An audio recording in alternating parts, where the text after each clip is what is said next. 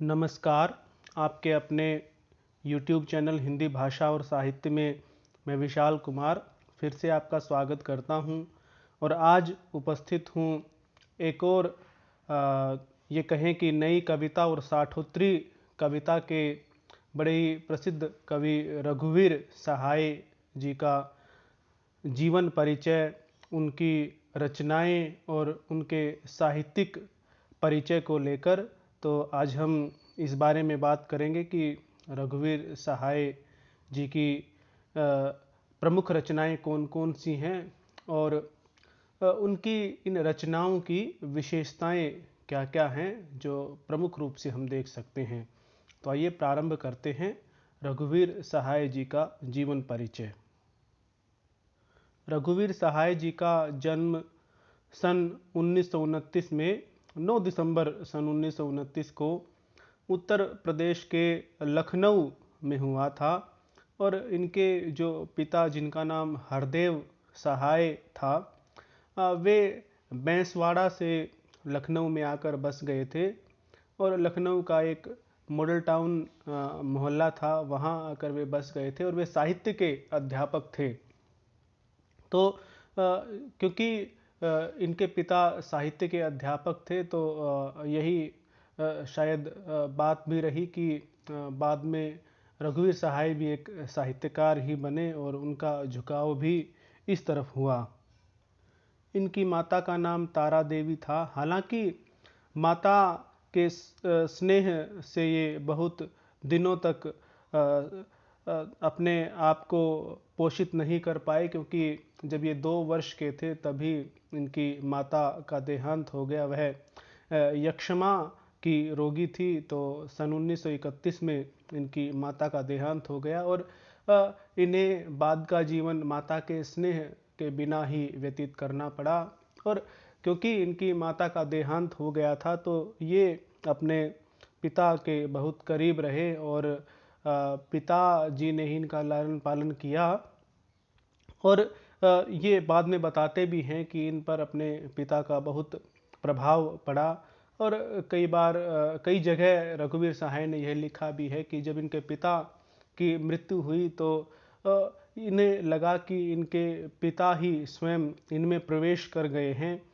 और ये कहते भी हैं कि मैंने जीवन में जितना कुछ ग्रहण किया है उसका अधिकांश मैंने मेरे पिता से ग्रहण किया है।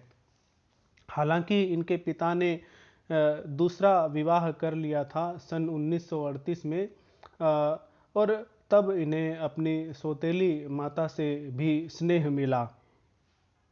यदि हम इनकी शिक्षा दीक्षा की बात करें तो रघुवीर सहाय जी की शिक्षा सन 1936 में विधिवत रूप से प्रारंभ हुई, जिसे हम विद्यालयी शिक्षा कहते हैं। तो लखनऊ के प्रिपरेटरी स्कूल में इनका दाखिला करवाया गया प्रथम कक्षा में और उसके बाद 2 वर्ष के बाद 1938 में, जहां इनके पिता साहित्य के अध्यापक थे जिस स्कूल में, एंग्लो बंगाली स्कूल था जिसमें इनके पिता अध्यापक थे, तो उसी स्कूल में इनका दाखिला करवाया गया और वहाँ इन्होंने अपनी शिक्षा दीक्षा ग्रहण की। उसके बाद सन 1946 में इंटर, जिसे 12वीं की परीक्षा कहते हैं, तो इंटर की परीक्षा इन्होंने पास की और उसके बाद सन 1948 में इन्होंने बीए, जिसको स्नातक स्तर की शिक्षा कहते हैं, तो वह इन्होंने उत्तीर्ण की और इसके बाद लखनऊ विश्वविद्यालय में अंग्रेजी साहित्य में इन्होंने स्नातकोत्तर यानी कि एमए में एडमिशन लिया, दाखिला लिया और उस वर्ष 1948 से 1949 में जब प्रथम वर्ष की इन्हें परीक्षा देनी थी, तब क्योंकि ये साहित्य के प्रति भी बड़े ही झुकाव था इनका, तो इस कारण से कुछ और भी कारण रहे होंगे कि इनकी उपस्थिति बहुत ठीक ठाक नहीं थी। तो उस समय जो लखनऊ विश्वविद्यालय में आचार्य नरेंद्र देव थे, उन्होंने इनको परीक्षा में बैठने की अनुमति नहीं दी और इसके बाद 1950 में फिर वह एमए प्रथम वर्ष की परीक्षा इन्होंने पास की और सन 1951 में इन्होंने जो अंग्रेजी साहित्य में स्नातक स्तर की परीक्षा थी एमए की, वो स्नातकोत्तर स्तर की एमए की परीक्षा पास की। यह तो बात रही रघुवीर सहाय की शिक्षा दीक्षा की। इसके बाद इन्होंने कोई जो एक औपचारिक शिक्षा है वैसी कोई औपचारिक शिक्षा ग्रहण नहीं की। और इनका विवाह की जहाँ तक बात करें तो इनका विवाह 1955 में विमलेश्वरी देवी के साथ हुआ। वह भी एक प्रोफेसर की पुत्री थी। और इसके बाद इनकी 4 संतानें हुई। और इसके बाद हम देखते हैं कि किस प्रकार से उन्होंने अपने जीवन में जो उनका कार्य क्षेत्र है कि कहाँ कहाँ उन्होंने कार्य किया। तो रघुवीर सहाय प्रमुख रूप से पत्रकार थे और लेखक थे। तो पत्रकारिता के क्षेत्र में उन्होंने बहुत काम किया। सर्वप्रथम जो उनका पत्रकारिता से संबंधित कार्य था वह नवजीवन से शुरू हुआ। सन 1949 में उन्होंने नवजीवन नामक पत्रिका से प्रारंभ किया अपना पत्रकारिता का जो कार्य था। उसके बाद वे प्रतीक 1951 में उन्होंने प्रतीक के उप संपादक के रूप में कार्यभार संभाला। लेकिन जो प्रतीक पत्र था वह कुछ ही दिनों तक चला। 2-3 महीने वहाँ कार्य करने के बाद वह प्रतीक जो पत्र था वह बंद हो गया। उसके बाद 1-2 वर्ष रघुवीर सहाय जी ने मुक्त लेखन का कार्य किया। वे अपनी रचनाएं लिखते रहे। और उसके बाद सन 1953 से 1957 तक 4 वर्ष वे रेडियो में आकाशवाणी में उप संपादक के पद पर आसीन रहे। उन्होंने उस रेडियो के कार्यक्रमों का उप संपादकत्व किया। लेकिन क्योंकि वे स्वतंत्र विचारों के व्यक्ति थे तो झुकना नहीं जानते थे। तो किसी अनबन के कारण 1957 में उन्होंने उस आकाशवाणी के में जो उप संपादक का पद था उस पद से त्याग पत्र दे दिया। इसके बाद वे सन 1959 में अज्ञे, जिनको हम पूरा नाम सच्चिदानंद हीरानंद वात्स्यायन अज्ञे के नाम से जानते हैं, तो उनके साथ मिलकर उन्होंने वाक पत्रिका का संपादन किया। और फिर उसके बाद सन 1960 में ही उन्हें फिर से आकाशवाणी में संवाददाता का जो कार्यभार था वह मिला। और लगभग पहले उन्हें 1 साल का अनुबंध मिला संवाददाता के रूप में। फिर 4 वर्ष का अनुबंध उन्हें आकाशवाणी में संवाददाता के रूप में मिला। और सन 1963 तक उन्होंने आकाशवाणी में संवाददाता का कार्य किया।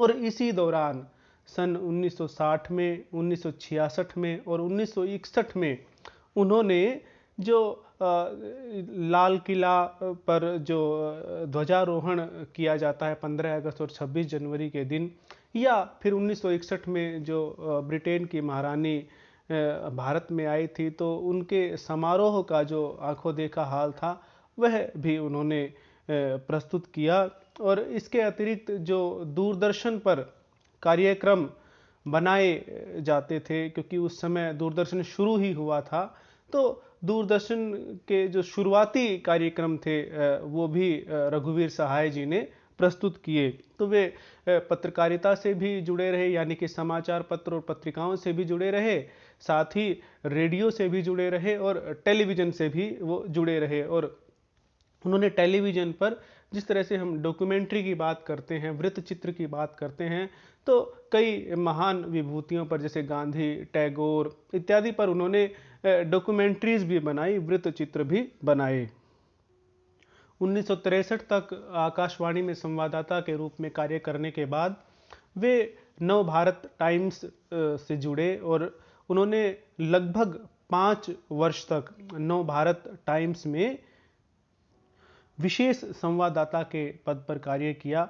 उसके बाद नव भारत टाइम्स को छोड़कर उससे ही संबंधित एक साहित्यिक पत्र कहे तो उसमें दिनमान, जिसके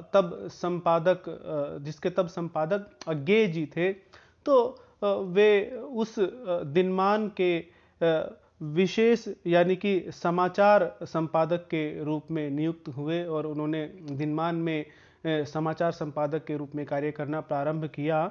उसके बाद जब आगे विदेश यात्रा के लिए चले गए, तब उन्होंने दिनमान का जो प्रमुख जो संपादक होता है, मुख्य संपादक होता है, उसके पद पर कार्य करना प्रारंभ किया और 1970 से लेकर 1983 तक वो इस दिनमान के मुख्य संपादक के रूप में कार्य करते रहे। और जो दिनमान के संपादकत्व का कार्य है, उसने रघुवीर सहाय को नई ऊंचाइयों पर पहुंचाया और दिनमान बड़े ही प्रसिद्ध पत्रिका रही है, साप्ताहिक पत्रिका थी ये। तो उसमें जो रघुवीर सहाय जी ने लेख लिखे या जो भी कुछ प्रस्तुत किया, वह अपने आप में एक विशेष दर्जा रखता है। इसी समय में उन्होंने दूरदर्शन पर एक कार्यक्रम प्रस्तुत होता था, जिसमें अंतर्राष्ट्रीय घटनाओं पर कार्यक्रम प्रस्तुत किया जाता था, उनकी समीक्षा की जाती थी, तो वह भी रघुवीर सहाय ने प्रस्तुत किया था। सन 1983 में दिनमान के स्थान पर उन्हें नवभारत टाइम्स में फिर से बुला लिया गया, लेकिन शायद वे इस बात से खुश नहीं हुए और उन्होंने उस पद से त्यागपत्र दे दिया और फिर वे स्वतंत्र लेखन में लगे रहे। और जिस तरह से फ्रीलांसिंग होती है, कोई भी जो पत्रकार होते हैं वह एक समाचार पत्र से न जुड़कर अलग अलग समाचार पत्रों में अपने स्तंभ लेखन का कार्य करते हैं, तो उन्होंने इसी प्रकार से जनसत्ता में नियमित कॉलम लिखना प्रारंभ किया और वे फ्रीलांसिंग और स्वतंत्र लेखन के जरिए अपना जीवन यापन चलाते रहे। और फिर इसके बाद सन 1990 में 30 दिसंबर सन 1990 को एक शाम को हृदय गति रुक जाने के कारण उनका देहांत हो गया। अब हम रघुवीर सहाय जी की प्रमुख रचनाओं के बारे में जान लेते हैं। और जहाँ तक उनके रचना कर्म का प्रश्न है, तो उन्होंने प्रमुख रूप से कविताएं लिखी हैं और प्रमुख रूप से कवि के रूप में वो प्रसिद्ध रहे हैं और पत्रकार के रूप में भी वो प्रसिद्ध रहे हैं। उनके जो पत्र पत्रिकाओं में लिखे गए जो लेख हैं, वे उनके निबंधों के रूप में संकलित हैं और निबंधकार भी बहुत अच्छे निबंधकार माने जाते हैं रघुवीर सहाय। तो सर्वप्रथम उनकी कविताओं के बारे में जान लेते हैं कि उन्होंने कौन कौन से काव्य संग्रह लिखे हैं। तो रघुवीर सहाय जी की जो सर्वप्रथम कविता मानी जाती है, काव्य संग्रह नहीं अपितु जो कविता मानी जाती है, वह उस कविता का शीर्षक था आदिम संगीत। और यह सन 1947 में आजकल नामक पत्रिका में छपी थी और वहाँ से इनकी कविताओं का पाया जाना प्रारंभ होता है। हालांकि जो वे साहित्य के जो क्षेत्र था, उसमें प्रकाश में मुख्य रूप से प्रसिद्धि उनको जो अज्ञेय जी का दूसरा सप्तक था। हमने जाना था अज्ञेय जी के बारे में जानते हुए कि अज्ञेय जी ने 1943 में तार सप्तक का प्रथम संस्करण निकाला था। उसके बाद द्वितीय संस्करण 1951 में, जिसे दूसरा सप्तक कहा गया था, तो वह निकाला था। उसमें उन्होंने रघुवीर सहाय जी की कविताओं को भी सम्मिलित किया था और इस दूसरा सप्तक में रघुवीर सहाय जी की 14 कविताएं सम्मिलित की गई थी। और इसी दूसरा सप्तक से रघुवीर सहाय जी प्रसिद्ध हुए, उनकी कविताओं की प्रसिद्धि फैलने लगी। और इसके बाद जो उनके 1951 में दूसरा सप्तक में कविताएं छपने के बाद प्रमुख रूप से जो उनका काव्य संग्रह आया, जिसको कहा जा सकता है कि उनका पहला काव्य संग्रह, वह 1960 में प्रकाशित हुआ और उसका शीर्षक है सीढ़ियों पर धूप में। इसके बाद उनका एक बड़ा ही चर्चित काव्य संग्रह आया, जिसका शीर्षक है आत्महत्या के विरुद्ध, और यह 1967 में प्रकाशित हुआ। और उसके बाद 1975 में उनका एक बड़ा ही प्रसिद्ध काव्य संग्रह आया, हंसो हंसो जल्दी हंसो। और फिर सन 1983 में उनका एक और काव्य संग्रह आता है, जिसका शीर्षक है लोग भूल गए हैं। और उसके बाद सन 1989 में 89 में उनका एक और काव्य संग्रह जो कि ये कहा जा सकता है कि उनके जीवित रहते उनका जो अंतिम काव्य संग्रह प्रकाशित हुआ था, उसका शीर्षक था कुछ पते कुछ चिट्ठियाँ। और फिर उसके उनके मरणोपरांत सन 1995 में डॉक्टर सुरेश शर्मा के द्वारा उनका एक और काव्य संग्रह प्रकाशित किया गया। इस काव्य संग्रह का शीर्षक है एक समय था। तो इस प्रकार से कुल मिलाकर रघुवीर सहाय जी के 6 काव्य संग्रह प्रकाशित हुए हैं और लगभग 500 कविताएं अलग अलग विषयों पर उन्होंने इन काव्य संग्रहों में जो उन्होंने कविताएं लिखी थी प्रकाशित हुई हैं। और बड़े ही विविध विषयों से संबंधित उनकी कविताएं रही हैं, जिनकी चर्चा हम उनकी साहित्यिक विशेषताओं के अंतर्गत करेंगे। इसके बाद हम उनके कहानी संग्रह की बात कर लेते हैं। तो हमने बात की थी कि 1960 में उनका पहला काव्य संग्रह आया था सीढ़ियों पर धूप में। तो इसी काव्य संग्रह में, बल्कि ये कहा जाए कि तो एक रचना संग्रह था, इसमें कविताएं भी थी, कहानियां भी थी और निबंध भी थे। तो इसी काव्य संग्रह में ही उनकी कुछ कहानियां भी प्रकाशित हुई थी। तो उनके पहले कहानी संग्रह का नाम भी सीढ़ियों पर धूप में ही ऐसा ही मानना चाहिए। इसके बाद उनका एक और कहानी संग्रह 1972 में प्रकाशित हुआ, जिसका शीर्षक है रास्ता उधर से है। और फिर 1982 में 82 में उनका एक और कहानी संग्रह प्रकाशित हुआ, जो आदमी हम बना रहे हैं। इसके बाद हम रघुवीर सहाय जी के निबंध संग्रह के बारे में बात कर लेते हैं, क्योंकि अच्छे पत्रकार थे तो अच्छे निबंधकार भी रघुवीर सहाय जी रहे हैं। उनके प्रमुख निबंध संग्रह इस प्रकार से हैं: दिल्ली मेरा प्रदेश, लिखने का कारण, उबे हुए सुखी, वे और नहीं होंगे जो मारे जाएंगे, और भंवर, लहरें और तरंग।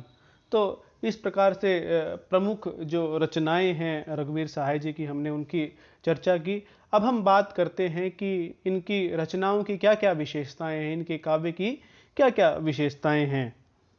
रघुवीर सहाय जी की रचनाओं की जो प्रथम विशेषता हम देखते हैं वह है विषयगत वैविध्य।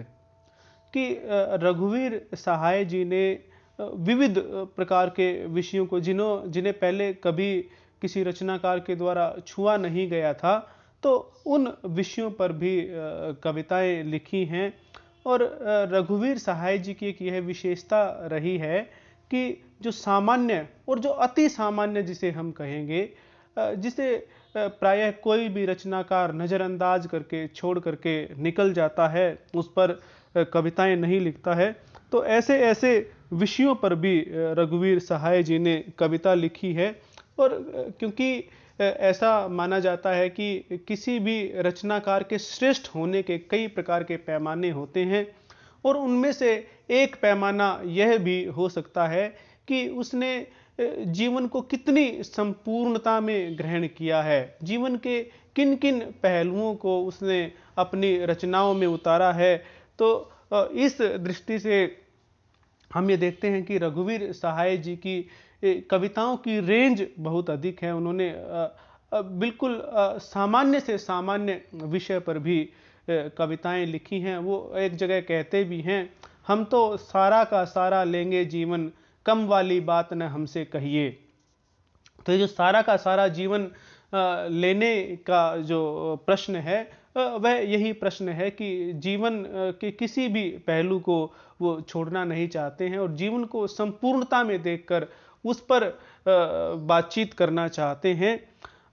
रघुवीर सहाय जी ने, यदि हम बात करें तो जो उनका पहला काव्य संग्रह आया था सीढ़ियों पर धूप में, उस काव्य संग्रह में अनेक प्रकार के विषयों से संबंधित कविताएं लिखी हैं, जैसे प्रकृति में वसंत पर, पानी पर, ये बहुत सी कविताएं लिखी हैं। प्रेम पर उन्होंने कविताएं लिखी हैं, पत्नी पर उन्होंने कविताएं लिखी हैं।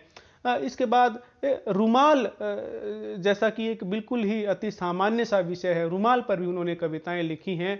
और केवल यही नहीं कि उन्होंने विषय सामान्य से उठाए हैं, अति सामान्य विषय उठाए हैं, बल्कि उन विषयों में जो विवरण दिया है वह भी बहुत ही सामान्य है। जैसे यदि हम उनकी रुमाल कविता को देखें तो रुमाल तो अपने आप में एक सामान्य विषय है, लेकिन उसमें जो विवरण दिया है वे उस रुमाल को भी याद करते हैं जिससे उन्होंने कभी अपने पेन की शाही के पेन की निब को पोंछा था, जिससे उन्होंने कभी अपने जूते साफ किए थे।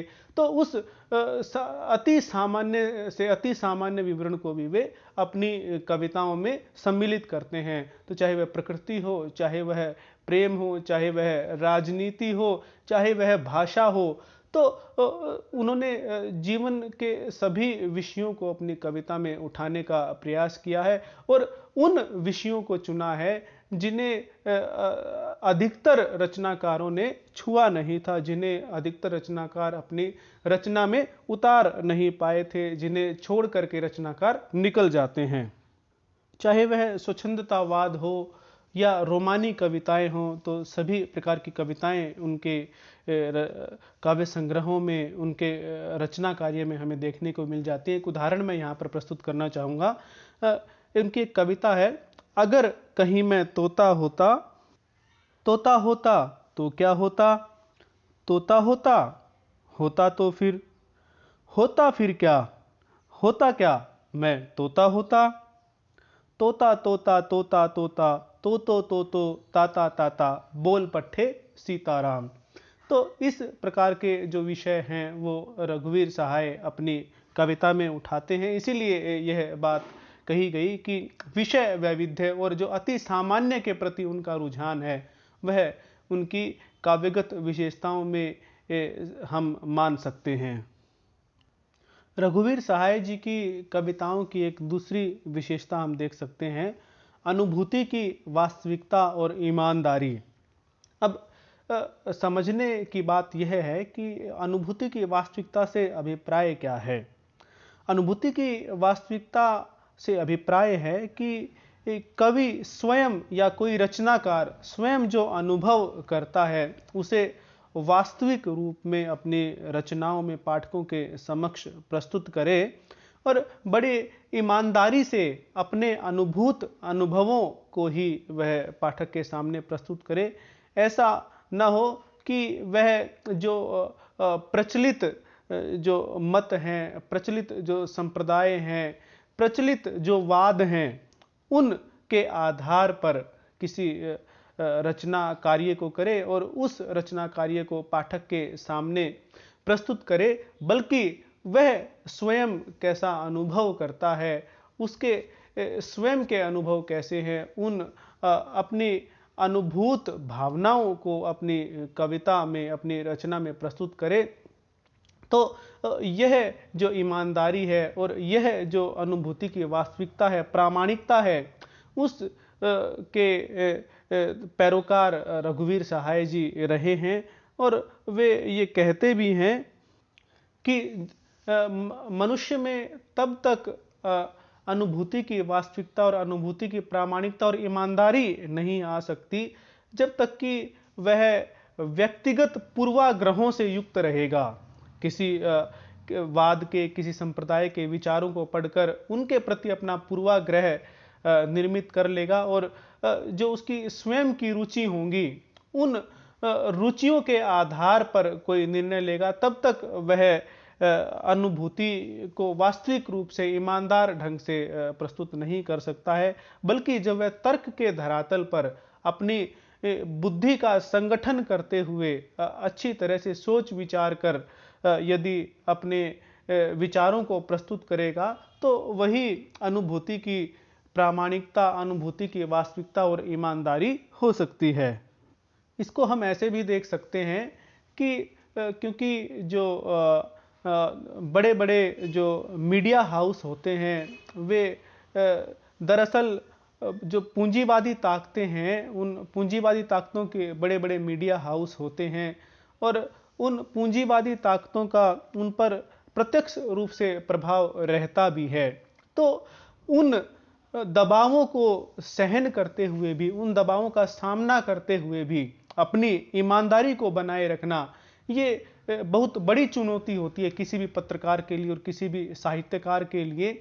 और उन दबावों से प्रभावित हुए बिना अपने बौद्धिक संगठन को बनाए रखकर, अपनी बुद्धि के साहस को बनाए रखकर, उस पर अडिग रहकर और एक तर्कपूर्ण ढंग से तथ्यों को प्रस्तुत करना और अपनी अनुभूतियों को प्रामाणिक रूप से, ईमानदारी रूप से और वास्तविक रूप से प्रस्तुत करना, यह अपने आप में एक चुनौती होती है। और इसी चुनौती की बात रघुवीर सहाय अपनी कविता में करते हैं। और यह तो प्रसिद्ध ही रहा है कि उन्हें विपक्ष का कवि कहा जाता था। रघुवीर सहाय को विपक्ष का कवि कहा जाता था। और जब आप उनकी कविताएं पढ़ेंगे तो हमें साफ साफ दिखाई देता है कि वे इन दबावों को सहन करते हुए भी, इनका सामना करते हुए बड़े ही ईमानदारी से और बड़ी ही वास्तविकता से जो भी वे उस समय अनुभव कर रहे थे, जो भी वास्तविक उस समाज में, राजनीति में जो भी कुछ घटित हो रहा था, उस सब को पाठक के सामने प्रस्तुत कर देते हैं। सत्ताएं किस प्रकार से कार्य कर रही थी और सत्ताओं के उन कार्यों का जनता पर, समाज पर क्या क्या प्रभाव पड़ रहा था, इस सब की पड़ताल वो बड़ी ईमानदारी से करते हैं। तर्क के धरातल पर वे इसकी ईमानदारी से, वास्तविकता से पड़ताल करते हैं और उसको अपनी कविता में पाठक के सामने प्रस्तुत कर देते हैं। तो यह जो अनुभूति की वास्तविकता, अनुभूति की प्रामाणिकता और ईमानदारी है, वह हमें रघुवीर सहाय की कविताओं में दिखाई देती है। रघुवीर सहाय एक बात और यह भी कहते थे कि जो किसी भी रचनाकार का स्वयं का जीवन है और जो वह कविताओं में लिखता है, उन दोनों में अंतर नहीं होना चाहिए। कि जो रचनाकार है वह बात तो करे अपनी रचनाओं में जनता के हित की, जनता के समर्थन की, और उसके स्वयं के जीवन में वैसा परिलक्षित न होता हो, तो वह ईमानदारी, अनुभूति की ईमानदारी और प्रामाणिकता नहीं होगी। तो हम यदि रघुवीर सहाय के जीवन को, उनकी कविताओं को मिलाकर देखें तो हमें यह दिखाई देता है कि वे हमेशा ही इस प्रकार की जो पूंजीवादी ताकतें थी उनसे लड़ते रहे, जीवन में भी और रचनाओं में भी निरंतर उनके प्रति संघर्ष करते हुए वे दिखाई देते हैं। और इसके अतिरिक्त वे यह भी मानते थे कि जिस प्रकार से किशोरावस्था में या युवावस्था में कुछ जोश के कारण जो संवेदनाएं उत्पन्न होती हैं, केवल वही साहित्य में सम्मिलित नहीं होनी चाहिए। हाँ, इतना जरूर है कि उनका अपना महत्व है, लेकिन कोई भी रचनाकार जो है वो जनता के प्रति तभी ईमानदार हो सकता है जब वह केवल किशोरावस्था और युवावस्था उसमें ही केवल जनता के हित की बात ना करे, उसमें ही केवल वह ईमानदारी की बात न करे, अपितु उत्तरोत्तर उसकी ईमानदारी में उसके बौद्धिक संगठन के द्वारा विकास होता रहे, उसका बौद्धिक संगठन का विकास होता रहे और वह जनता के प्रति जो उसकी निष्ठा है, जो उसके कर्तव्य हैं, उनका पालन ईमानदारी से करता रहे। तीसरी जो रघुवीर सहाय जी की कविताओं की विशेषता हम देखते हैं, वह है राजनीतिक मोह भंग से जो संबंधित कविताएं हैं। तो राजनीतिक मोह भंग की कविताएं, ये उनकी जो सर्व प्रमुख विशेषताओं में से एक सम्मिलित है। और इस बात को समझने के लिए हमको उस समय को भी समझना होगा, क्योंकि 1947 से ही रघुवीर सहाय ने लिखना प्रारंभ किया और वे आजीवन फिर लिखते ही रहे। और 1947 वह संक्रमण का समय था जब भारत अंग्रेजों से स्वतंत्र हुआ, उनकी सत्ता से स्वतंत्र हुआ और हम एक स्वतंत्र देश में रह रहे थे। तो उन्होंने उस संक्रमण काल में जो देखा वही अपनी कविताओं में लिखा है। और जो यदि हम इतिहास का अध्ययन करें तो हमें पता लगता है कि किस प्रकार से लोगों को स्वतंत्रता से बड़ी आशाएं थी, बड़ी उम्मीदें थी कि किस प्रकार से शासन तंत्र बदलेगा तो उनका जीवन भी बदलेगा, स्थितियां भी सुधरेंगी। लेकिन हुआ बिल्कुल इसके विपरीत। शासन तंत्र भले ही बदला, व्यवस्थाएं नहीं बदली, लोगों की स्थिति में सुधार नहीं हुआ। और उसके अपने कारण हैं कि जिस वर्ग के हाथ में स्वतंत्रता के बाद सत्ता आई, जिसे हम अभिजन वर्ग कह सकते हैं, तो उसकी कोई भी रुचि जनता की स्थिति को सुधारने में नहीं थी। वह केवल अपनी वर्गीय स्थिति को और अपनी सत्ता की स्थिति को बरकरार रखना चाहते थे, और इसीलिए उन्होंने जो तथाकथित जो वे स्वतंत्रता संग्राम के दौरान पूंजीवाद के विरुद्ध दिखाई देते थे, लेकिन वास्तविकता यह थी कि उस समय तो वे पूंजीवाद के विरोध के लिए मजबूर थे, क्योंकि सामान्य जनता को उन्हें अपने साथ लेना था, उसके बिना स्वतंत्रता प्राप्त नहीं की जा सकती थी और स्वयं के हाथ में सत्ता हासिल नहीं की जा सकती थी। लेकिन जैसे ही भारत स्वतंत्र हुआ तो उन्होंने अपना जो लगाव था पूंजीवाद के विरुद्ध, उस लगाव को छोड़ते हुए पूंजीवाद का ही समर्थन करना प्रारंभ कर दिया था। तो इसके बारे में यह भी कहा जा सकता है कि वे दिखते भले ही दिए के साथ थे, लेकिन वे वास्तव में थे हवा के साथ ही। और उन्होंने बाद में तो पूंजीवाद को बढ़ाने का ही काम किया है, और सामंतवाद और पूंजीवाद, जैसे हम कह सकते हैं कि सामंतवाद एक नई शक्ल में, नए रूप में, पूंजीवाद के रूप में उस समय हमारे सामने आया था। और जो शोषण का चक्र पूंजीवाद के द्वारा चलाया जाता है, वह निरंतर चलता रहा। और दूसरी बात कि जो हम राजनीति और प्रशासन की बात करते हैं, वह भी आम जनता के समर्थन में ना होकर पूंजीपतियों के समर्थन में ही रही, और वह स्थितियां हम आज के समय में भी बदस्तूर चलती हुई देखते हैं कि वैसी स्थितियां आज भी उसी प्रकार से नए नए रूपों में हमारे सामने आती हैं और जनता का शोषण निरंतर चलता रहता है। ये जो स्थितियां थी, इन स्थितियों से रघुवीर सहाय जी की कविताएं निकली हैं, और उसमें यह मोहभंग साफ साफ दिखाई देता है। एक उदाहरण यहाँ पर प्रस्तुत है कि 20 साल खो दिए इसी भरमे उपदेश में, एक पूरी पीढ़ी जन्मी पली पुसी क्लेश में, और बेगानी हो गई अपने ही देश में। तो जो 20 वर्ष तक एक नई पीढ़ी का जन्म हुआ था, स्थितियां ऐसी हो गई कि वह अपने ही देश में बेगानों की तरह रहने के लिए मजबूर उसे कर दिया गया, विवश उसे कर दिया गया। इस प्रकार की प्रशासनिक और राजनीतिक परिस्थितियां बना दी गई। हमें यह पता है कि अंग्रेजों के शासनकाल में अन्याय तो होता ही था, चरम पर था अन्याय कि जो दोषी है उसको कोई सजा नहीं मिलती थी और निर्दोष को भी सजा दे दी जाती थी। लेकिन स्थितियां स्वतंत्रता के बाद भी वैसी ही रही। और एक जगह रघुवीर सहाय जी एक कविता में लिखते हैं, गांव गांव में जन जन को दिया विश्वास नेकराम नेहरू ने, कि अन्याय बड़े आराम से होगा, आम राय से होगा, वरना कुछ भी नहीं होगा। तो स्थितियां ऐसी बना दी गई थी कि यदि कुछ होगा तो अन्याय ही होगा, न्याय की उम्मीद आप उस व्यवस्था से नहीं कर सकते थे। तो जो यह मोह भंग की स्थिति है कि स्वतंत्रता को लेकर जो सपने, जो आशाएं जो एक आम व्यक्ति को थी, वे आशाएं, वे उम्मीदें, वे सपने किस प्रकार से चकनाचूर होते हैं, वह हम रघुवीर सहाय जी की कविताओं में देखते हैं। अगली जो विशेषता हम रघुवीर सहाय जी की कविताओं में देखते हैं, वह है लोकतंत्र के कवि उन्हें माना जाता है। और रघुवीर सहाय जी का लोकतंत्र के प्रति समर्थन हम उनके एक 2-3 उदाहरणों के माध्यम से हम समझ सकते हैं। कि पहली बात तो यह है कि उस समय एक आंदोलन चला था अकवितावाद, और उस आंदोलन में का जो मुख्य विचार यह था, एक नकार का विचार था। प्रत्येक व्यवस्था के प्रति उनका नकार का विचार था, जो अकवितावादी थे।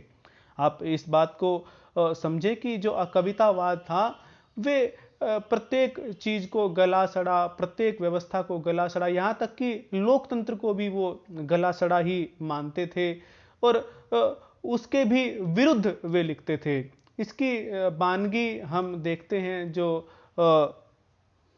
धूमिल और जगदीश गुप्त जैसे रचनाकार रहे हैं, उन्होंने लिखा है कि मैं अपनी कविताओं के लिए दूसरा लोकतंत्र चाहता हूँ। जगदीश गुप्त ने तो यहाँ तक भी लिखा है कि मेरा लगाव तानाशाही से है, लोकतंत्र के रिरियाते गीदड़ से नहीं।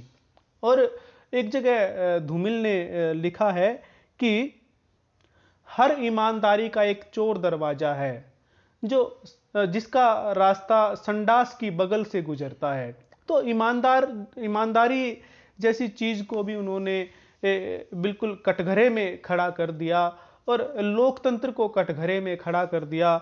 हालांकि यह बात अवश्य थी कि लोकतंत्र ने वैसी व्यवस्था जनता को नहीं दी जैसी कि उससे उम्मीद थी। जनता के जीवन को अधिक सुधारने में मदद नहीं की। लोकतंत्र का ऊपरी ढांचा तो बिल्कुल ठीक ठाक दिखाई देता था, लेकिन यदि लोकतंत्र के आंतरिक ढांचे को जब देखा जाता था तो जो वर्ग भेद एक शासक और शासित के बीच में होना चाहिए वैसा ही हमें दिखाई देता था। और वह आज भी दिखाई देता है कि एक तो शासक है और एक शासित है, एक राजा है और एक प्रजा है। तो उसी प्रकार का वर्ग भेद लोकतंत्र में भी दिखाई देता है जो कि राजतंत्र में कभी देखा जाता था। लेकिन रघुवीर सहाय का मानना था कि ये सब जो बातें लोकतंत्र के विरुद्ध कही जाती हैं, ये केवल और केवल इसलिए कही जाती हैं कि वे लोकतंत्र का सुधार नहीं करना चाहते। ये कवितावादी जो इस तरह की लोकतंत्र के विरुद्ध बातें कहते हैं, वे इसलिए ये बातें नहीं कहते हैं कि लोकतंत्र की व्यवस्थाओं में सुधार हो सके, अपितु वे ये सब इसलिए बताते हैं कि ये सब बातें कहते हैं कि इन स्थितियों में सुधार न किया जा सके और जो व्यवस्थाएं हैं वो जैसी की तैसी बनी रहें और जो वर्ग भेद और जो उनकी विशेष वर्गीय स्थिति है वह बनी रहे।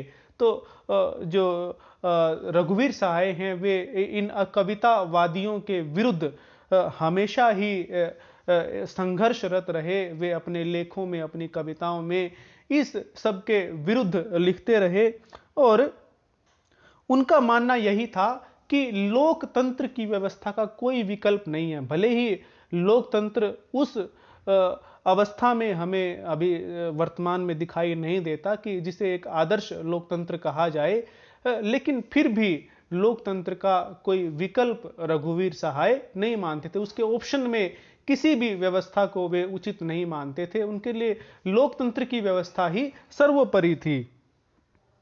दूसरी बात हम यह समझ सकते हैं कि जो उस समय नक्सलबाड़ी में जो आंदोलन चल रहा था, जो सशस्त्र विद्रोह चल रहा था, तो वे रघुवीर सहाय उसके बिल्कुल भी समर्थक नहीं थे। उनका मानना था कि इस प्रकार से सशस्त्र क्रांति के द्वारा किसी भी व्यवस्था को बदला नहीं जा सकता। और वह हम आज भी देखते हैं कि वो नक्सल आंदोलन किस रूप में चला था और किस रूप में आज हमारे सामने है और उसने कितना व्यवस्थाओं को सुधार दिया है। और हम यह भी बहुत सारे देशों में या जहां भी इस तरह के सशस्त्र विद्रोह होते हैं वहां देखते भी हैं कि उनसे व्यवस्थाएं सुधरती नहीं हैं, अपितु जो लोकतांत्रिक ढंग है, लोकतांत्रिक पद्धति है, उसके द्वारा ही व्यवस्थाओं को सुधारा जा सकता है। साथ ही उनका यह भी मानना था कि जो लोकतंत्र है भले ही अच्छी स्थिति में नहीं है, लेकिन फिर भी उससे पलायन नहीं करना चाहिए, अपितु एक रचनाकार का धर्म होना चाहिए कि वह उस व्यवस्था को सुधारने के लिए कुछ प्रयत्न करे। जो समाज के प्रति उसका उत्तरदायित्व है उस उत्तरदायित्व का निर्वाह करे। और वो ये मानते थे कि जो कवितावाद है वह अपने उत्तरदायित्वों से, अपनी जिम्मेदारियों से पलायन कर रहा है। और मतलब जब तक उन्होंने, रघुवीर सहाय ने रचनाएं लिखी, वे लोकतंत्र का समर्थन करते रहे और लोकतंत्र की व्यवस्थाओं को ही सुधारने का, उनको परिवर्तित करने का, उनको एक अच्छी स्थिति में लाने के पक्षधर रघुवीर सहाय जी रहे हैं। रघुवीर सहाय जी की रचनाओं की जो अगली विशेषता है वह है सामाजिक सरोकार। हालांकि यह बात अवश्य है कि जो साहित्य है वो समाज का दर्पण होता है और साहित्यकार समाज से जुड़ा हुआ होता ही है, तो उसकी रचनाओं में सामाजिक सरोकार आना एक स्वाभाविक सी बात है। लेकिन हम रघुवीर सहाय जी में यहाँ सामाजिक सरोकार से संबंधित एक खास बात देखते हैं कि जो व्यवस्थाएं समाज में काम करती हैं, जो सत्ताएं समाज में काम करती हैं, उन सत्ताओं का, उन व्यवस्थाओं का समाज पर एक प्रभाव पड़ता है। और उनके काम करने का जो तरीका है, सत्ताओं व्यवस्थाओं का काम करने का जो तरीका है, उस तरीके को बड़े सूक्ष्म रूप से रघुवीर सहाय जी पकड़ते हैं। और समाज पर जो प्रभाव उस सत्ता का, उस व्यवस्था का पड़ता है, उस प्रभाव का भी वो अपनी कविताओं में, अपनी रचनाओं में चित्रण करते हैं। जैसे कि समाज में प्रचलित जाति प्रथा की ही बात को लें, तो जो जातिगत भेदभाव समाज में जिस तरह से प्रचलित था कि प्रत्येक व्यक्ति उसके चंगुल में फंसा हुआ दिखाई देता है, तो यदि हम उस समय की कविताओं को देखें तो किसी भी कवि की कविता में जाति का प्रश्न उस तरह से नहीं उठाया गया है जिस तरह से रघुवीर सहाय ने उठाया है। हालांकि कहानियों और उपन्यासों में इस व्यवस्था का, जाति की व्यवस्था का गंभीर चित्रण हमें देखने को मिलता है, बड़े अच्छे से चित्रण देखने को मिलता है, लेकिन कविताओं में वैसा चित्रण कहीं भी नहीं दिखाई देता है जैसा रघुवीर सहाय ने अपनी कविताओं में उस प्रश्न को उठाया है। इस संबंध में हम ये देखते हैं कि उनकी एक कविता है, जब मिलो तिवारी से हंसो क्योंकि वह तिवारी है, जब मिलो शर्मा से तब भी हंसो क्योंकि वह भी तिवारी है, जब मिलो मुसद्दी से तो खिसियाओ क्योंकि जाति पाति से परे एक अटूट रिश्ता है राष्ट्रीय झेप का। क्या मतलब हुआ कि जब जाति पाति एक जैसी नहीं होती तो व्यक्ति के मन में एक स्वाभाविक सी झेप रहती है, और जो पूरे राष्ट्रीय स्तर पर फैली हुई है, जिसने एक व्यक्ति को दूसरे व्यक्ति से दूर कर रखा है। व्यक्तियों को, समाज में व्यक्तियों को एक साथ आने में ये जाति प्रथा किस प्रकार से बड़ी बाधक है, यह इस कविता में दिखाई देता है। उनकी एक और कविता हम देखते हैं कि अब सड़क पर गाड़ियां पहले से ज्यादा हैं, चलती भी पहले से तेज हैं, और सड़क पर कुत्ते भी ज्यादा मरे हुए मिलते हैं। तो ये देखिए कितना बड़ा व्यंग्य उन्होंने किया है कि जब व्यवस्थाएं ऐसी होंगी, जो पूंजीवादी व्यवस्थाएं हैं या प्रशासनिक व्यवस्थाएं हैं या राजनीतिक व्यवस्थाएं हैं, जब वे ऐसी होंगी तो भले ही हम ये कहें कि हमने बहुत विकास कर लिया, हमने औद्योगिक विकास कर लिया है, लेकिन जो संवेदनहीनता और जो उदासीनता उस समय मनुष्य में होगी, वह उस व्यवस्था का और उस सत्ता का ही परिणाम है, और उसके जो क्रियाकलाप हैं उनके ही परिणाम स्वरूप समाज की वह व्यवस्था हो जाती है। तो इसीलिए मैंने कहा था कि रघुवीर सहाय जी जो सत्ताओं और व्यवस्थाओं के द्वारा किए जाने वाले कार्य हैं और जो उन कार्यों के परिणाम हैं, उनको बड़ी सूक्ष्मता से पकड़ते हैं और उनको उजागर भी वे अपने कविताओं में बड़े अच्छे ढंग से करते हैं। जैसे एक और उदाहरण हम लेते हैं, वह कुछ पुरुषों को जानती है जिन्हें उसका पति भी जानता है, और वह यह भी मानती है कि वह उनसे उसी के कारण सुरक्षित है। तो स्त्रियों की जो दशा है, उसके स्त्री के बारे में यह कविता रघुवीर सहाय जी ने लिखी है। और इसमें हम यह देखते हैं कि जो उस स्त्री और पुरुष के बीच में जो रिश्ता बना है, वह केवल भय के कारण बना है कि वह सुरक्षित रहे समाज में, और इसीलिए, और उसे दूसरों से भय है, इसीलिए वह रिश्ता। लेकिन उसे दिखाया किस प्रकार से जाता है, प्रोजेक्ट किस भांति किया जाता है कि वह तो आपसी स्नेह है। ठीक इसी प्रकार से सत्ताएं और व्यवस्थाएं भी काम करती हैं। वे दिखती तो हैं कि वे जनता के भले के लिए हैं, लेकिन जो भय और जो शोषण उन सत्ताओं और व्यवस्थाओं के कारण व्याप्त है, उस भय और शोषण को रघुवीर सहाय जी अपनी कविताओं में पकड़ते हैं। सामाजिक व्यवस्थाएं इस प्रकार की बना दी गई हैं कि किसी एक व्यक्ति को जिन दो मूलभूत चीजों की आवश्यकता है वे एक दूसरे के विरुद्ध खड़ी कर दी जाती हैं। आप एक उदाहरण से समझ सकते हैं कि जिस प्रकार से शादी माना जाता है कि वह महिलाओं के लिए एक बहुत बड़ी सुरक्षा के रूप में हमारे समाज में माना जाता है, विवाह और अब विवाह और स्वतंत्रता यानी सुरक्षा और स्वतंत्रता इन दोनों को एक दूसरे के विरुद्ध खड़ा कर दिया जाता है। वह ऐसे कि विवाह के बाद क्या हम मानते हैं कि जिस प्रकार की स्वतंत्रता पुरुष को प्राप्त होती है वैसी ही स्त्री को भी विवाह के बाद स्वतंत्रता प्राप्त होती है। तो या तो उसको सुरक्षा ही मिलेगी या फिर स्वतंत्रता ही मिलेगी। तो इस प्रकार से दो ऐसी मूलभूत चीजों को जो कि एक व्यक्ति को चाहिए, सुरक्षा भी और स्वतंत्रता भी, दोनों को एक दूसरे के विरुद्ध खड़ा कर दिया जाता है।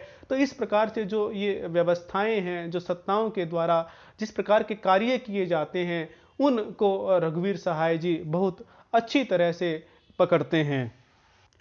रघुवीर सहाय जी की कविताओं की एक और विशेषता है जो वह है स्त्री चेतना या स्त्रियों की दशा का चित्रण, ऐसा भी हम कह सकते हैं। तो रघुवीर सहाय जी की बहुत सी कविताएं स्त्री पर, महिलाओं पर, लड़कियों पर हमें मिलती हैं।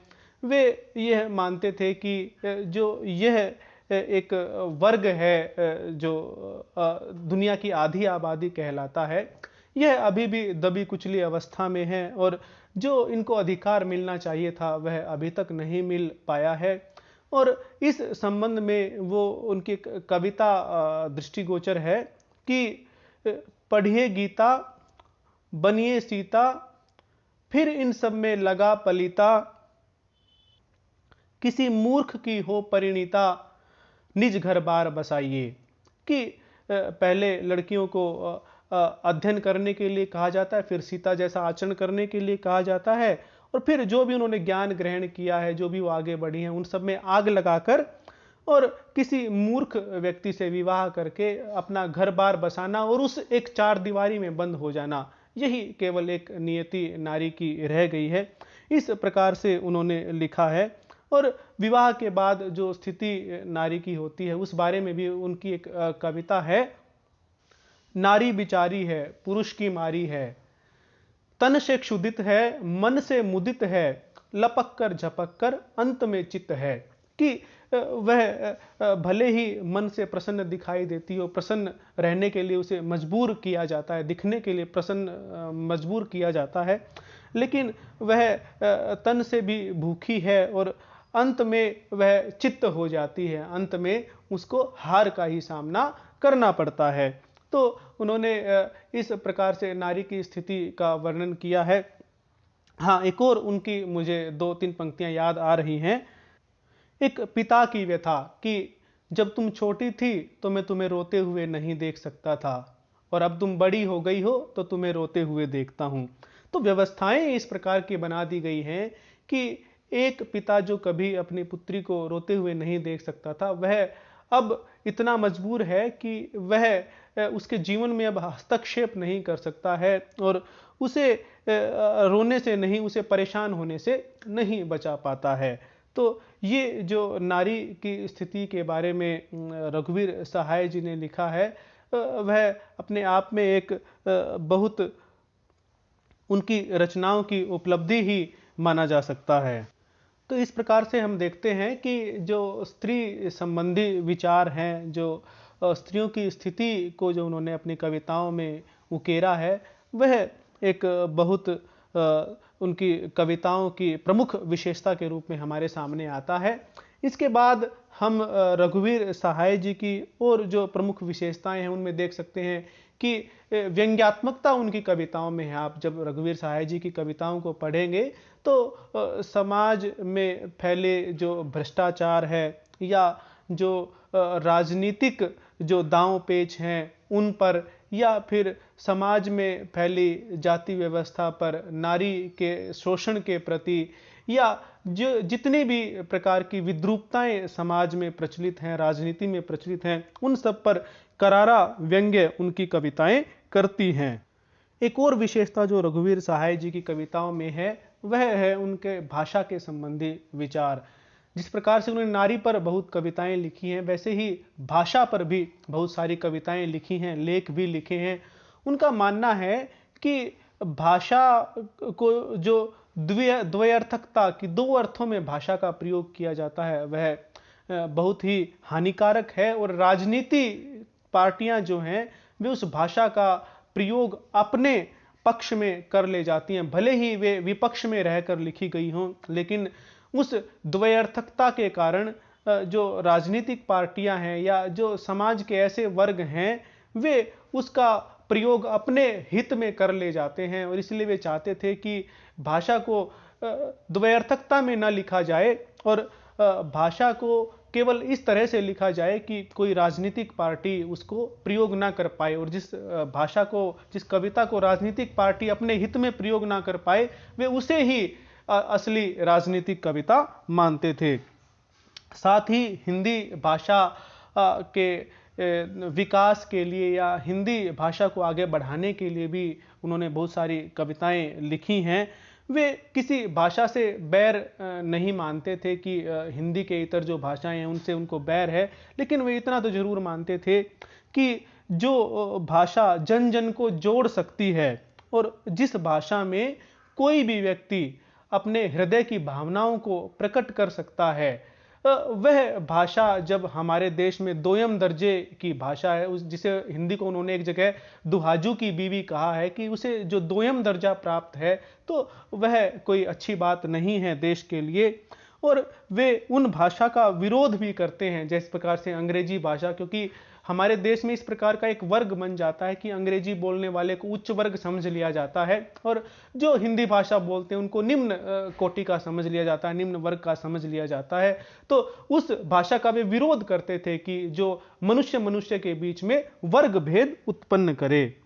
साथ ही वे भाषा के इस प्रयोग की तरफ भी बड़ा ही एक सूक्ष्म रूप से ध्यान देते थे कि किस प्रकार से राजनीति के लोग भाषा का प्रयोग करके जो समाज के मुद्दे हैं, उन समाज के मुद्दों से समाज के लोगों को काट देते हैं। जैसे एक उदाहरण है कि सबको रोटी मिले। एक जगह रघुवीर सहाय जी कहते हैं कि यह क्यों कहा जाए सबको रोटी मिले, कि सबको भीख में रोटी क्यों मिले, रोटी मिलना तो सबका हक है, बल्कि कहना यह चाहिए कि सबको रोटी का अधिकार मिले। तो जो सत्ताएं हैं वो सबको रोटी का अधिकार मिले ऐसा प्रयोग ना करके सबको रोटी मिले ऐसा प्रयोग करती हैं।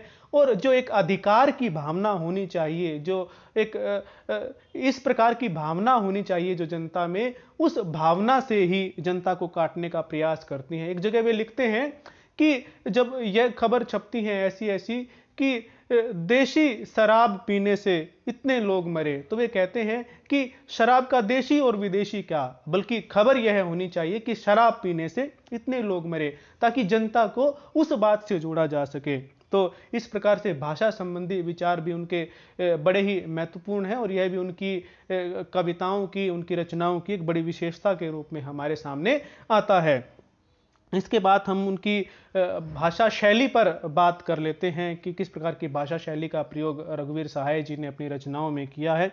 तो प्रमुख रूप से उन्होंने खड़ी बोली हिंदी का ही प्रयोग किया है और जो आम जन के बिल्कुल निकट की भाषा है उस भाषा का प्रयोग रघुवीर सहाय जी ने किया है। गद्यात्मक भाषा, देखिए कविताओं की भाषा पद्यात्मक होती है, लयात्मक होती है, लेकिन क्योंकि उस समय रघुवीर सहाय जी और जो नई कविता या साठोत्तरी कविता के जो कवि थे उनका मानना था कि इसमें अनुभूति की प्रामाणिकता और अनुभूति की वास्तविकता हम किस प्रकार से कविता में लाएं, तो इसलिए उन्होंने गद्य भाषा का प्रयोग करना कविताओं में प्रारंभ किया।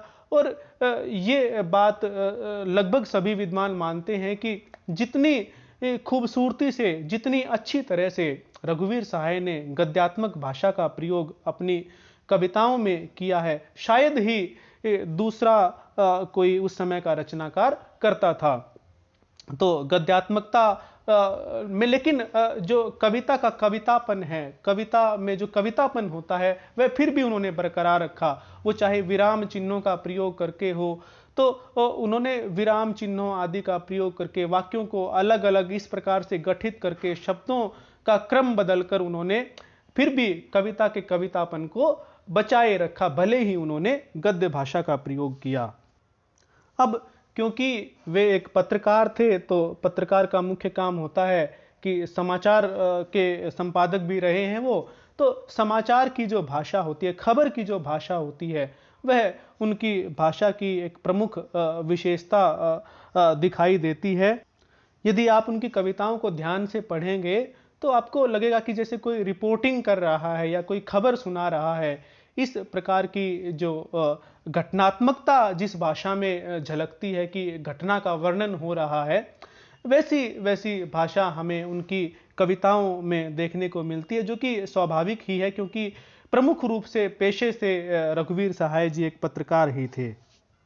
एक और विशेषता जो मैंने देखी है रघुवीर सहाय जी की कविताओं में, सर्वनामों का बड़ा प्रयोग होता है।